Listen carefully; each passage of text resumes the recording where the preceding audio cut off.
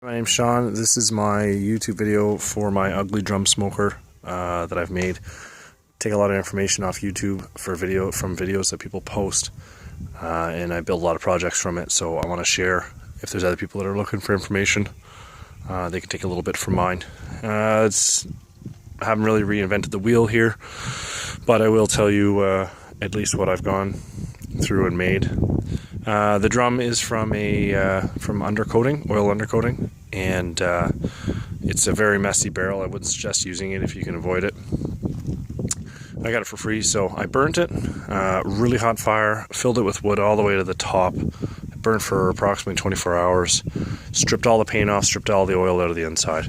Left me with a almost steel barrel on the outside, with more crap on the inside, ash and stuff. So sprayed it with the hose, cleaned it up with a wire wheel, cleaned it up with a disc made by Gorilla for paint stripping, and I went ahead and painted the outside with barbecue paint, 800 degree paint.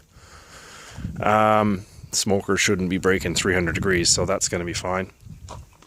Then I installed my ball valves. Actually, I installed my ball valves before I painted it. Those are the air vents that you'll see down at the bottom. So that one's a ball valve, and on the side we got a 3/4 inch piece of black pipe and a cap, and same thing on the other side. That way I can control just one vent with the ball valve, or the other one's completely open and then control the second one with the ball valve, or I go two completely open and the third one's controlled with the ball valve. A lot of people have 3 ball valves. In Canada they're like $10 a piece. I don't see the purpose. This is more than fine. I welded my black pipe in because I bought pieces that were a bit too long, and I read online that it's no problem to weld, and the stuff welds up really well, really well. So that's an option. From there, drilled my holes for my grill. You'll see them at the second line, the second ring there on the drum.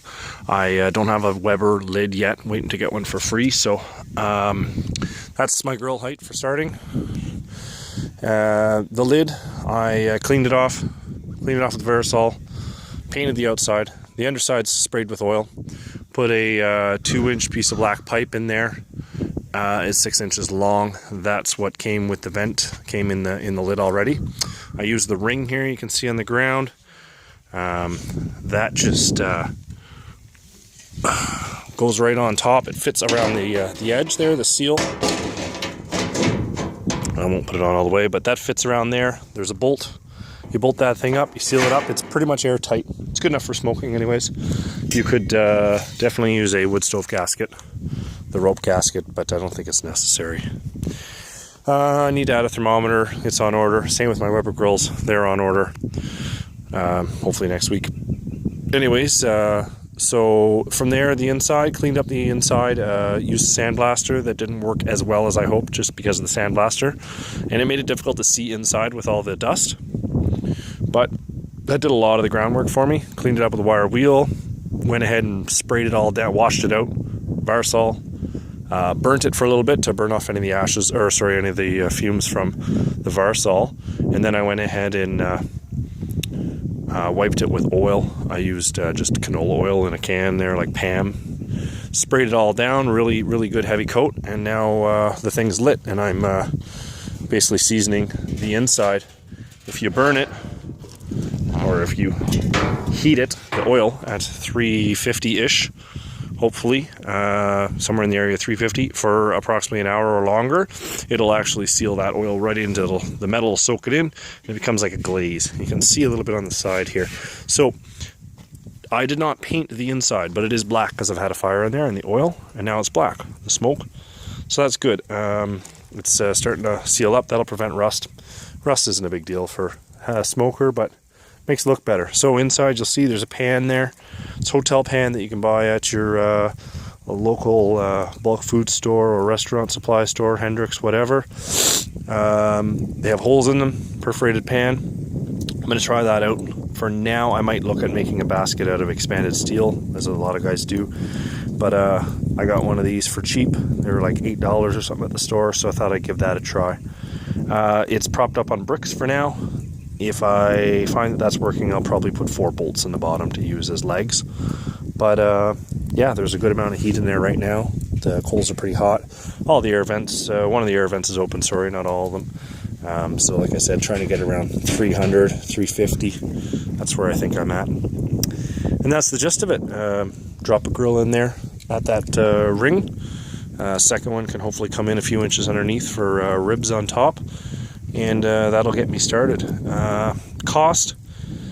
Well, first I want to talk about simplicity. This was a way easier project than I think a lot of people realize it was, and I think it was way easier than even I expected. Well, it was definitely easier than I expected.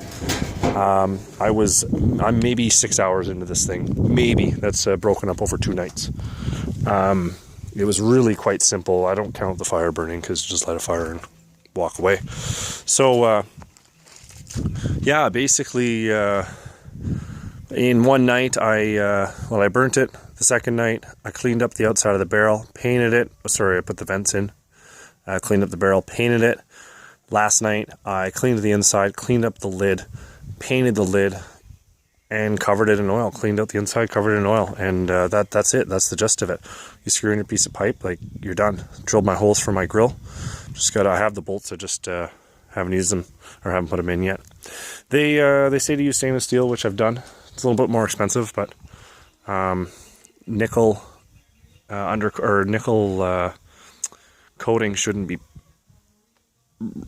around food, or it shouldn't be used with food, especially when it gets heated like that. It gives a taste. So basically, I'm going to try this out, and I'm going to make my adjustments as I need to. This is the cheapest way I think I can make it. I might have paid about $20-ish for the air vents. I didn't pay anything for the barrel. I think you can get the barrels for under $30, especially at the wreckers. I paid $7 for the chimney pipe. I don't know if that's necessary. You could just open the top hole, but it drafts better, I'm sure, with a chimney. So I don't know if it's necessary, but it looks cool too. $8 a can for paint. I painted the whole thing with just over 1 can. If you were sparing, you could probably do it with 1 can. And a can of PAM for like $3. I paid $20 for a rack, a Weber grill rack on Amazon. And I also bought a thermometer, I think, for like $8 on there. So whatever that all totals up to be, I think I'm under $100. And you got a pretty good smoker. So, like I said, if you're crafty enough, you look around and find a Weber grill. There's your grill for free. There's your lid for free. You don't need a chimney. You can save even more money just finding one for cheap or free. Anyways, cheers. Any questions, please leave comment. Like I said, just trying to give back to the YouTube community. Hopefully people will have a better idea of what's involved in building one of these.